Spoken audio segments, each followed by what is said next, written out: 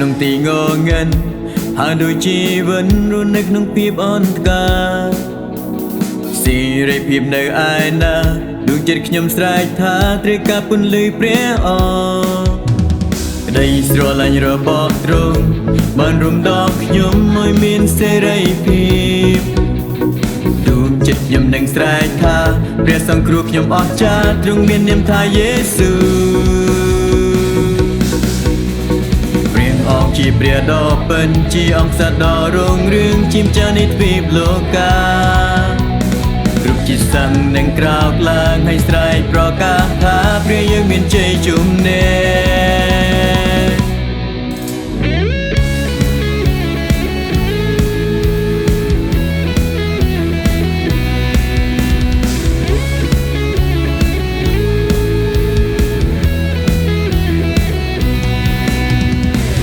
ស្រឡាញ់របស់ទ្រង់បានរំដោះខ្ញុំឲ្យមានសេរីភាពដួងចិត្តខ្ញុំនឹងស្រែកថាព្រះសង្គ្រោះខ្ញុំអស្ចារ្យទ្រង់មាននាមថាយេស៊ូព្រះអង្គជាព្រះដ៏ពិនជាអង្គសត្វដ៏រុងរឿងជាម្ចាស់នៃទ្វីបលោកាគ្រប់ជាសង្ឃនឹងក្រោកឡើងឲ្យស្រែកប្រកាសថាព្រះយើងមានជ័យជំនះព្រះអង្គជាព្រះដ៏ពិនជាអង្គសត្វដ៏រុងរឿងជាម្ចាស់នៃទ្វីបលោកាគ្រប់ជាសង្ឃនឹងក្រោកឡើងឲ្យស្រែកប្រកាសថាព្រះយើងមានជ័យជំនះទ្រង់ជាព្រះអង្គចាស់ទ្រង់សោយរាជារៀងរហូតខ្ញុំនឹងច្រៀងពីក្តីស្រឡាញ់ព្រះអង្គអស់មួយជីវិ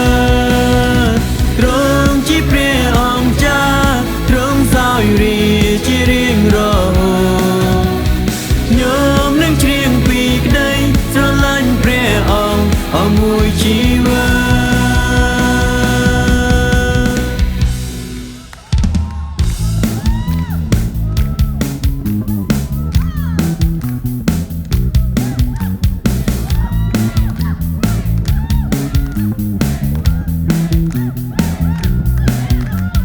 ខ្ញុំនឹងច្រៀងពីភាពអស្ចារ្យថ្វាយសេរីល្អដល់ព្រះអង្គខ្ញុំប្រកាសពីជ័យជំនះទ្រង់បានឈ្នះលើសេចក្តីស្លាប់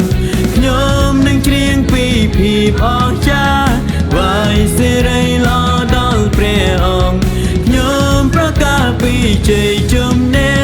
ទ្រង់បានឈ្នះលើសេចក្តីស្លាប់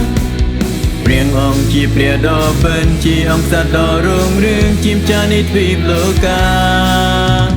គ្រប់ជាសង្ឃនឹងក្រោកឡើងឲ្យស្រែកប្រកាសថាព្រះយើងមានជ័យជំនះព្រះអង្គជាព្រះដ៏ពិនជាអង្គសត្វដ៏រុងរឿងជាម្ចាស់នៃទ្វីបលោកា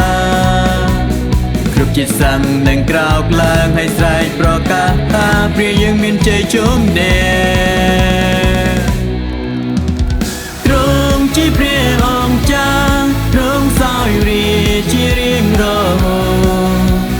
ខ្ញុំនឹងច្រៀងពីក្តីស្រឡាញ់ព្រះអង្គអស់មួយជីវិតទ្រង់ជាព្រះអង្គចាស់ទ្រង់សោយរាជារៀងរហូតខ្ញុំនឹងច្រៀងពីក្តីស្រឡាញ់ព្រះអង្គអស់មួយជី